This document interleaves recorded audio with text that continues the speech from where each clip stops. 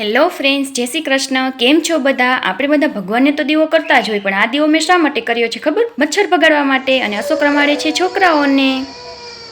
આલો તો ટ્રેક્ટર દોરાઈ ગયું હવે. ક્યુ ટ્રેક્ટર છે અશોક? આ તો મેસીબીસી છે.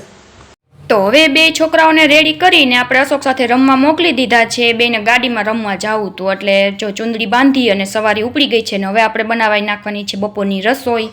અને દીદીએ લીધી હતી આ કેરી. તો આને કઈ કહેવાય? લૂલો, લંગડો, કાગડો? જો તમને ખબર હોય તો કોમેન્ટ કરીને કહેજો. 2 કિલોમાં 4 નંગ આવ્યા છે. અને હવે ગરમા ગરમ રોટલી બની ગઈ છે અને સંભારો બની ગયો છે. શાક તો ટિફિનમાં જ બની ગયું હતું. અને ત્યાં તો પરમ પૂજન પણ રમીને આવી ગયા. ગાડીમાંથી ઉતરવાનો દાખલો પડશે, થોડીક વાર રોશે, કેમ કે એને ગાડીમાં રખડવું હોય, રખડું ને એટલે થોડી વાર રોયો અને પછી મધણી દેતા ચૂપ થઈ ગયો. જો અમે તો આ ટેવ પાડી, પણ તમે આ ટેવ ન પાડતા છોકરાઓને. અને પછી બેસી ગયા અમે જમવા માટે. અને પરમ પૂજને ખાધી ઢેફલી.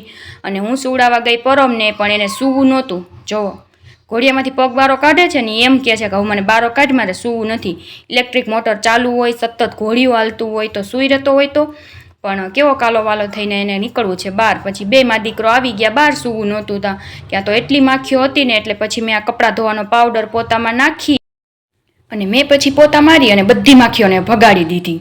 જો થઈ ગઈ ને બધી જ સરફેસ ક્લીન થઈ ગઈ ને, હવે એક પણ નહીં આવે. ત્યાં તો મેઘરાજા કહે કે ચાલો સુકાઈ ગયેલા કપડાં બધા ભેગા કરી લેજો. એટલે મેં અને પરમે બધા સુકાઈ ગયેલા કપડાં ભેગા કરી લીધા. પરમને પણ કામે લગાડી દીધો. અને કપડાં ભેગા કરતા હતા ત્યાં તો ચપ્પલ તૂટી ગયું કે હવે નવી શોપિંગ કરો. ત્યાં તો મેઘરાજાની પધરામણી પણ થઈ ગઈ. અને મેં બધું ચા ને એવું મૂકતી હતી ત્યાં પરમ રમકડે રમવાનું ચાલુ કરી દીધું છે.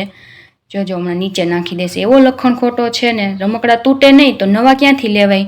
તૂટે તો જ નવા લેવાય ને. અને પછી મેં ગરમા ગરમ આદુવાળી ચા પી અને કોટો ચડાવી અને બેસી ગઈ કપડાં સકેલવા માટે. અમારે 9 જણાની ફેમિલીમાં વધારે તો કપડાં છે ને અમારે ચંગુ મંગુના જ હોય છે. અને જો તમને વિડીયો ગમે તો લાઈક કોમેન્ટ કરી દેજો, સબસ્ક્રાઈબ કરવાનું ભૂલતા નહીં. Thank you.